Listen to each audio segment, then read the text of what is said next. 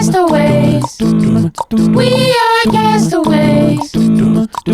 Ahoy there, ahoy. We are castaways.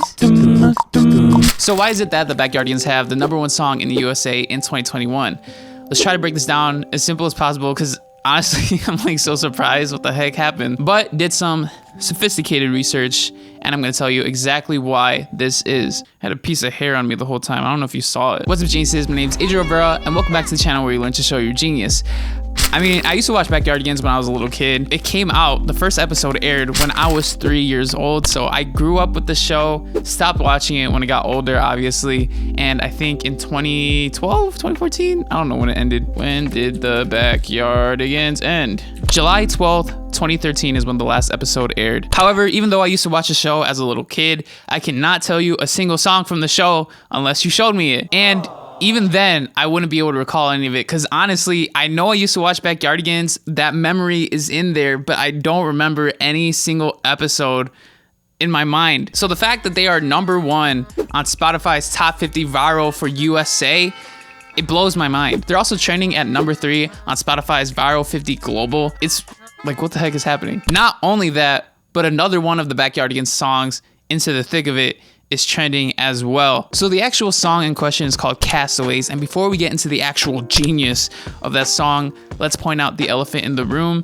TikTok. TikTok is responsible for like 18% of the viral songs in the music industry today. Backed up by my own research, it's no surprise that the reason this song is popular is because it's a viral sound on TikTok. People use it for funny videos, and funny equals good. But why the song? I mean, like, out of all the songs that TikTok could have chose to put #1 on Spotify, why is it the Backyardigans? Well, I did some digging, did some research, did a lot of it. Just kidding, it only took me like 20 minutes. It's really not that hard to find out. Nickelodeon has been receiving a lot of hype recently, mainly due to the fact that iCarly is having a reboot/revival on the new streaming service called Paramount Plus. And along with that, Nickelodeon is putting a lot of their old shows onto Paramount Plus, including their kids shows, one of which being, you guessed it, the Backyardigans. So you know what that means.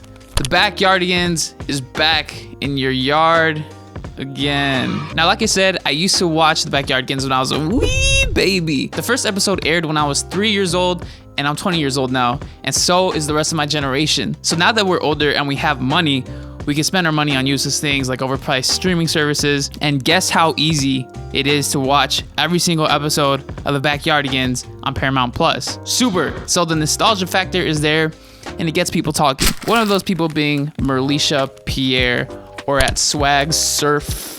Back in April, she uploaded a video to TikTok talking about how much better the Backyardigans were than any of the newer kids shows that kids are watching these days. She made it clear to point out how good the Backyardigans show music was, and she showcased none other than Castaways by dancing to it, showing how good that song was. People took a liking to that song and started making their own TikToks using Castaways, and slowly but surely over the month of May, more and more people started using it, got more and more attention, and boom, now it's June. Guess what?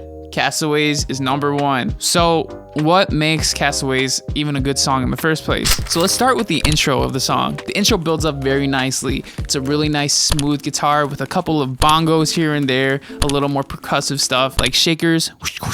And overall, it's building up this bossa nova, Nintendo-esque vibe. And as the song progresses, a further breakdown into the instrumental reveals some piano, some strings, and a nice upright bass line as the chorus starts to come in. This adds a ton of variation to the song to keep it more interesting and keep your ears engaged. And the chord progression of the song changes a bit in the verse to emphasize the tragedy that occurred. What tragedy, might you ask? Well, let's break down into the lyrics a little bit more. At first, it just seems like kids singing about being castaways in their imagination. Seems fine, seems fun, but a deeper analysis reveals something a little more tragic. We were out at sea on a sailing ship. This could be talking about a relationship between two people, or three.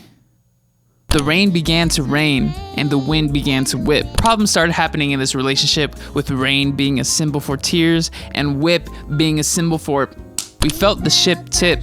It was going down. So we launched our lifeboat so we wouldn't drown. The relationship was going downhill. They decided to abandon ship or relationship in separate ways. Hence the reason why they are castaways in the first place. Obviously, I'm just pulling this out of my booty cheeks. But if there really was a deeper meaning, this would be it right here. Overall, the revival of the Backyardigans music just shows how much of an influence TikTok has over the music industry, which honestly, it's kind of cool, but like at the same time, it's a little scary. Obviously, this is just a trend that's happening right now. I highly doubt that after all this is over, people are still gonna be listening to it, because honestly, that's just what happens with everything that goes viral. And for independent artists like me, going viral can seem real nice and shiny, because look, oh, so many streams. But the thing about going viral is that if you don't keep up with engaging that audience, you're gonna be forgotten about, and you don't wanna end up being somebody that nobody remembers. You wanna build fans, not followers, but there's a whole other topic for another video. In the meantime, subscribe